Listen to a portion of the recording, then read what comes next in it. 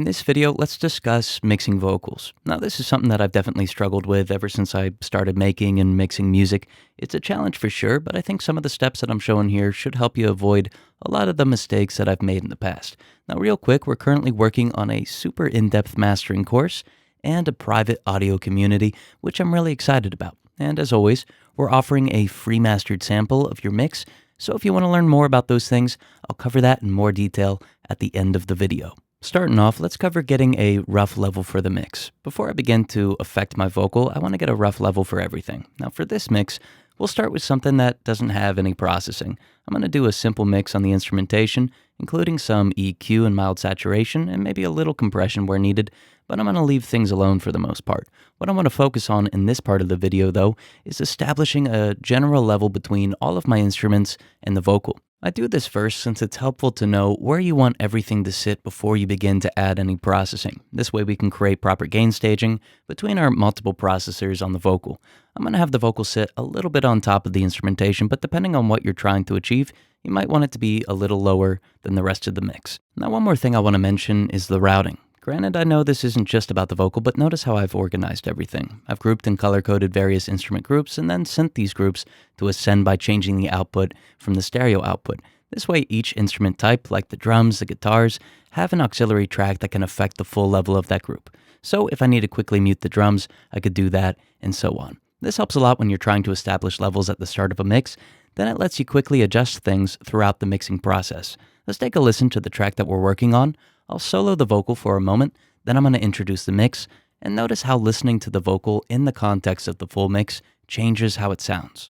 When there's no one left and it all came true, and you're beaten down and it's all on you, tell me who you're gonna play. When there's no one left and it all came true, and you're beaten down and it's all on you, tell me who you're gonna play.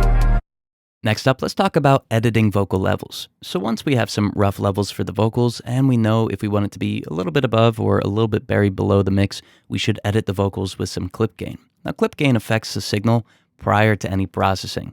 So if we make the vocal more dynamically balanced with clip gain, our processors can react to it in a more uniform way. This is admittedly the most time-consuming part of mixing a vocal, but it definitely improves the sound.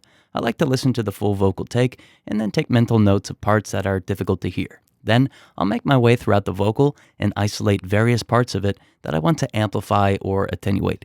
I want to attenuate any plosives or pop sounds, as well as attenuate any breaths that are too loud. Granted, I don't want to remove these completely, since removing breath from a vocal is going to make it sound really unnatural. Additionally, if we were to remove sibilants entirely, we're going to make the singer sound like they have a lisp, so it's best to find a good medium. Meanwhile, I'm also going to find some passages that seem too low or too high in amplitude. Now, fortunately, we have a visual for this, but it also helps to use our ears. Then we can isolate the section, amplify the signal if it's too quiet, or attenuate it if it's too loud. So let's take a listen to the vocal being balanced with clip gain and notice how the sibilance becomes less noticeable, how plosives are controlled, and how the overall level sounds more balanced. When there's no one left and it all came true, and you're beaten down and it's all on you, tell me who you're gonna play. When there's no one left and it all came true, and you're beaten down and it's all on you, tell me who you're gonna play. Now that we're done editing, let's talk about getting rid of unmusical frequencies. So for the vocal's first processor, let's use an EQ to remove some unmusical frequencies. Now by unmusical, I mean anything that's not related to the performance. For example, plosives, rumble, or hum could all be attenuated by using a high-pass filter. I'll use this Pro Q3, but a good free alternative is M Equalizer by Melda Audio, or you could use a stock plugin. A 12 dB per octave filter is going to avoid aggressive phase changes that would otherwise amplify some unwanted frequencies. Now with it, we can attenuate to right before the fundamental or the vocal's lowest frequency note. If we want to attenuate a little of the lows, we could also use a 6 dB per octave filter and set the center frequency a little bit lower. The slope of it is going to gradually attenuate some low frequencies, especially around the vocal's fundamental and the more muddy sounding frequencies. Now while we're on the topic, let's consider some other aspects of the vocal that could be attenuated at this point in the mix. 250 Hz is often a good starting frequency to attenuate by a couple of dB. The reason being, there's almost always a lot of energy in this range that's going to mask higher, more clarifying frequencies. Attenuating it by a couple of dB is going to increase the vocal's clarity, and it's also going to result in subsequent processors like compression, saturation, and so on, not having to work as hard due to lowering the overall amplitude. Now, if you notice any other frequencies in the vocal that need some attenuation, now is going to be a good time to handle it. If the vocal is sounding nasally, attenuate somewhere between 700 Hz and 1200 Hz, wherever you're hearing a buildup of these frequencies. Now, keep in mind that you'll need to do this within the context of listening to the full mix, since the frequencies that are in the mix are going to affect the sound of the vocal. We could attenuate some of the sibilants at this point as well if it's excessive. I'll save this for a de-esser later on in the chain, so for now let's just leave this range alone. Now, I can't tell you exactly what to attenuate, since each vocal and mix are going to be different, but this should be a good starting point. Let's take a listen to the vocal being attenuated with EQ and notice how it sounds a little bit more balanced. When there's no one left and it all came true, and you're beaten down and it's all on you, tell me who you gonna blame. When there's no one left and it all came true, and you're beaten down and it's all on you, tell me who you gonna blame. Next, let's talk about getting rid of unmusical frequencies, but with using some different processing. Now, as I was saying in the last chapter, EQ isn't always the best way to attenuate the vocal before additional processing. It's great in a static way, but if we need the attenuation to be dynamic, then a multi-band processor is a lot more helpful. In this particular example, I'll use a frequency-specific compressor, usually called a de-esser, to attenuate the vocal's excessive sibilants. I'll use this FabFilter de-esser, but T-de-esser is a great free alternative, and you could use your DAW stock plugins as well. If I was to attenuate this range with an EQ, then the attenuation would be occurring constantly, which might change the timbre of the vocal in a way that I don't want. But with a de-esser, I could cause attenuation to the vocal sibilants whenever it becomes loud enough, but then leave the range alone whenever it isn't causing an issue. Now, finding the exact range to attenuate can be a little challenging. Using your ears is always the best method, but a frequency analyzer is also going to be helpful. Since we used an EQ as the previous processor, we could just observe the range on that processor and then pay attention to whenever spikes occur. Then we'd set the range for our de-esser to this range. I'll attenuate as much as needed, but I'm going to try to avoid more than 6 dB of attenuation. If de-essing is used too aggressively, the vocal could lose some needed detail, which might make it harder to make out the words. So let's take a listen to the vocal being de-essed and notice how it balances the vocal's high range without being too overbearing.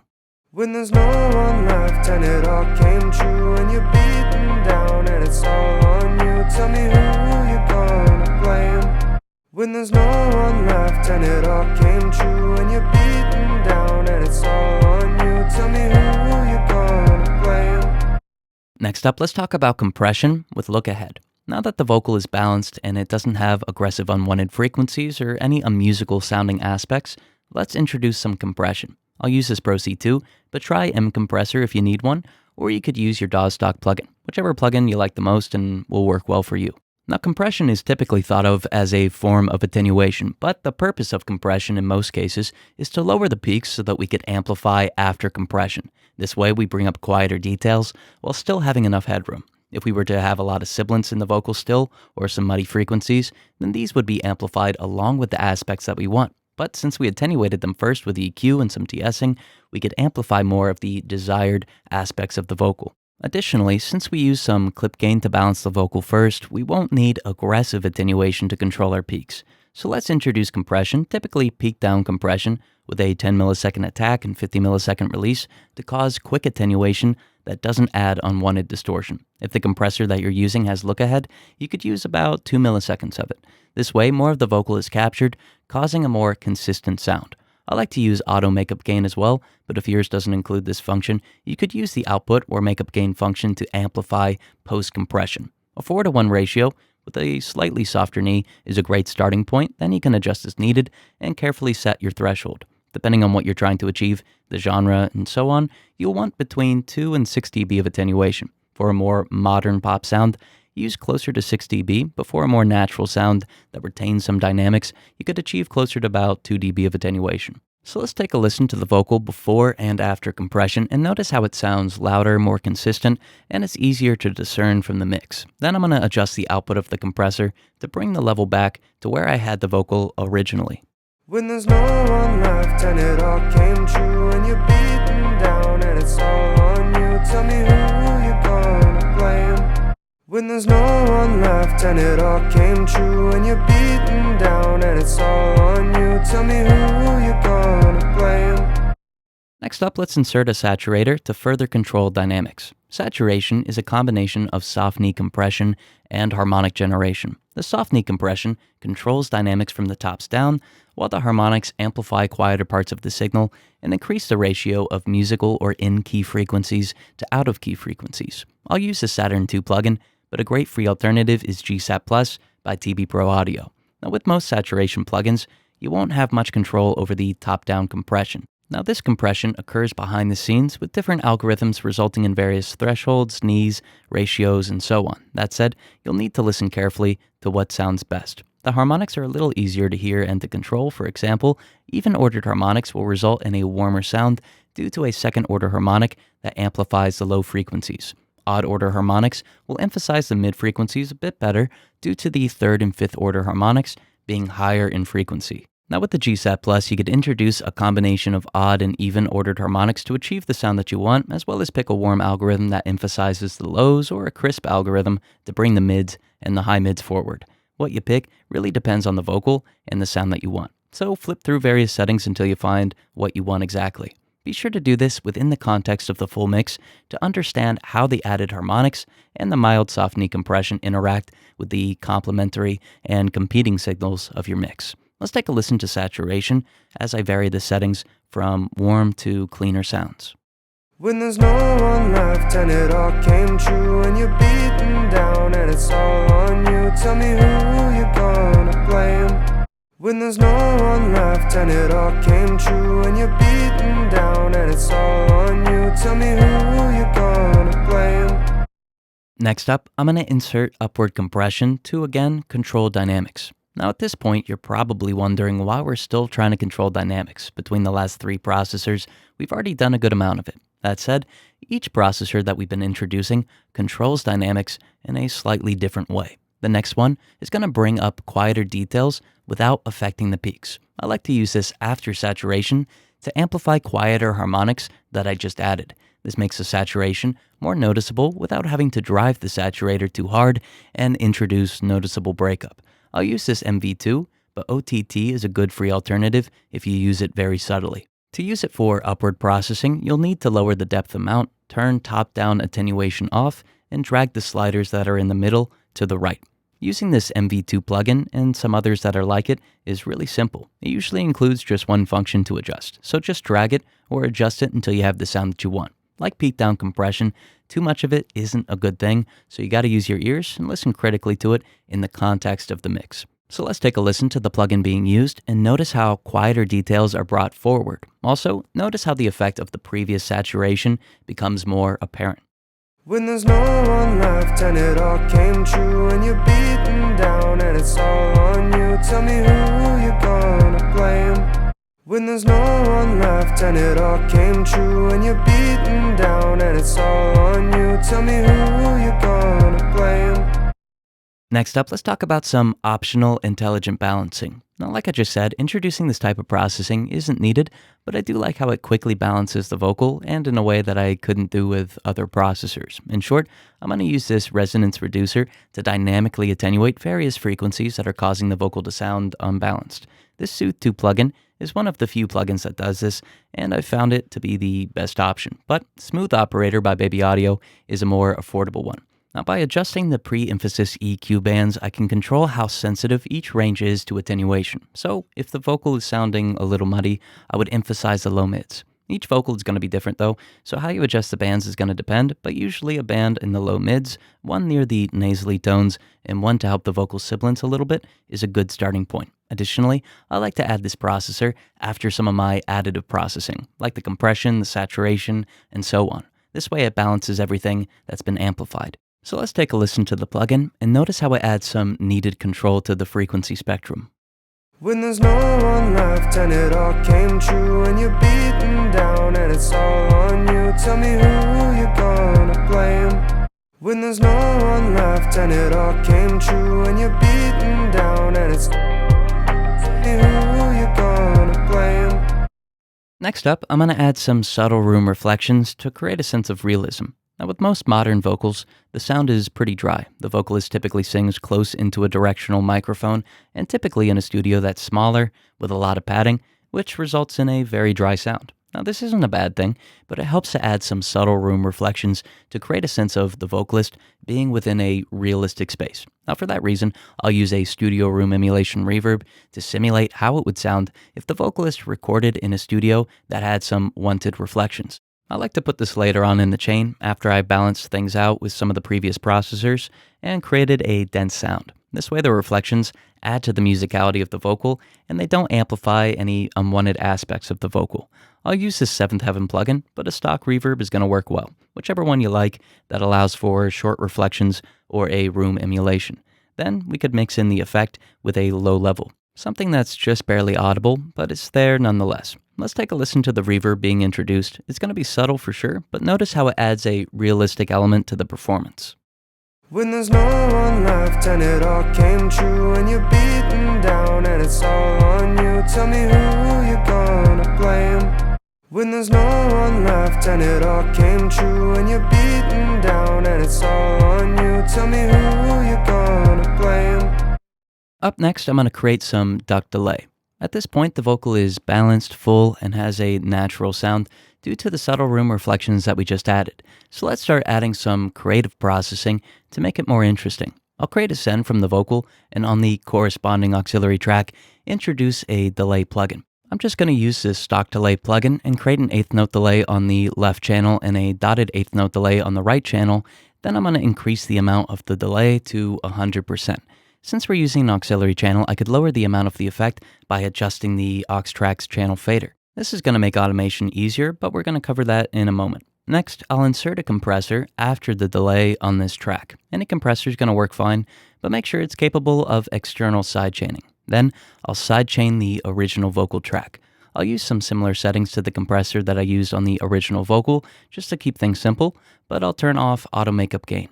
Now, what we've essentially done is compress the delayed signal whenever the dry vocal is loud enough. As a result, the delay is attenuated whenever the vocal begins, letting some of the dry sound through before the delay kicks in. This helps keep the effect from being too aggressive and lets the listener hear the detail of the vocal and more subconsciously hear the delay. So let's take a listen to the effect being blended in and notice how the delay isn't too noticeable, yet the effect is still adding something to the vocal. When there's no one left and it all came true, and you're beaten down and it's all on you, tell me who you're gonna blame. When there's no one left and it all came true, and you're beaten down and it's all on you, tell me who you're gonna blame. Next up, let's talk about creating stylistic duct reverb. We're going to do the same thing that we did last chapter, that is create a send and an aux track, but this time instead of delay, we're going to use a reverb plugin. This reverb setting will typically be longer than what we used for the realistic room emulation that we introduced a little earlier. Whatever setting that you do choose, though, is completely up to you, and it depends on what you're trying to achieve. I'm going to use this Oxford Reverb plugin and create some dense early reflections with a longer decay. Then, like before, we'll introduce a compressor that's triggered by the dry vocal via the external sidechain. This way, the beginning of the reverb is attenuated whenever the vocal is sung. We could use the same settings as before, or we could adjust them slightly to have the reverb come in earlier or later, again, depending on what you're trying to achieve. Lastly, we'll blend the effect in with the aux tracks channel fader. So let's take a listen to this being blended in and notice how the reverb is present, but that it's not so noticeable that it becomes distracting or unnatural sounding. When there's no one left and it all came true, and you're beaten down and it's all on you, tell me who you're gonna blame. When there's no one left and it all came true, and you're beaten down and it's all on you, tell me who you're gonna blame. Last up, let's introduce some final EQ shaping on a bus.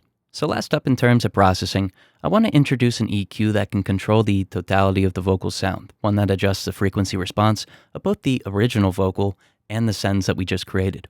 I'll change the output of the original vocal track to a bus, then I'll send the auxiliary tracks to the same bus. This way, all processing that we've added to the vocal is being sent to the same track on which I can insert an EQ that's going to shape everything. With the EQ inserted, I'll have to listen closely to the vocal within the context of the mix and then adjust accordingly. I'll add some clarity to the vocal around 2.5 kilohertz, as well as dip some of the lows that are going to be added from our previous processing. Then I'll add a little air to the highs.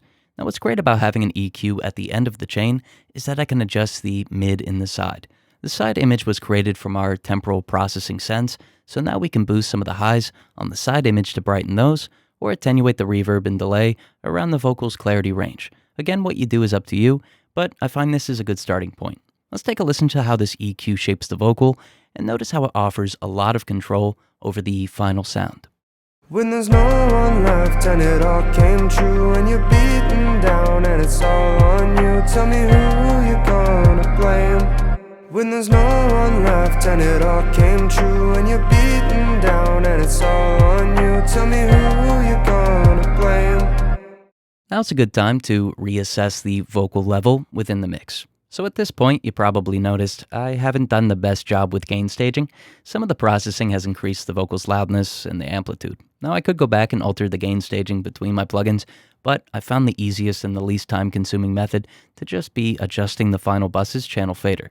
Since the plugins have 64-bit processing, I don't really have to worry about hitting a ceiling between them, so adjusting the fader is going to do essentially the same thing as gain staging. Now I don't think we need to listen to this step, so let's move on to the last chapter for the video, which is introducing creative automation. What's great about having our vocals' temporal effects on auxiliary tracks is that it becomes a lot easier to adjust their level with automation. So say that there's a particular passage that could benefit from some more reverb. We could simply automate the reverb's aux track channel fader. The same could be said about the delay. Additionally, say I want to cut out the fundamental frequency for the full vocal, or maybe do a frequency sweep to everything at once. I could automate a high or low pass filter on the bus's EQ at any point of the song. Now, like most things with mixing, there are no exact answers, so create automation to your effects, or maybe the vocal's overall level, wherever you see fit. I find that sections like the chorus or a part that includes more instrumentation are good points to adjust the level of these effects. So let's take a listen to the finalized mixed vocal with automation included, and notice how the vocal sounds balanced, full, and has an overall polished and enjoyable sound. When there's no one left and it all came true, and you're beaten down and it's all on you, tell me who you're gonna blame. When there's no one left and it all came true, and you're beaten down and it's all on you, tell me who you're gonna blame. Before we end the video, here's some info on what we've been up to. We've created a free pre-mastering course, and we're almost finished with a roughly 20 video in-depth course on mastering. This is going to take you all the way from starting a mastering session, learning why, how, and when to introduce certain processors, all the way to mastering specific genres. It's a super practical, step-by-step method for mastering, and it'll be incredibly helpful whether you're just beginning to master music or you've been at it for a while. Additionally, we're creating an audio community where you can share ideas, discuss audio production, help each other learn, and also have access to free presets, templates, practice tracks, and more. So all in all, we've been working really hard on some of these behind-the-scenes courses and communities, and we can't wait to share them with you very soon. As always, if you have a mix that you'd like to hear mastered, send it to us via our website. We're going to master it for you for free, and then send you a sample of it so that you could hear how it sounds. Thank you so much for watching.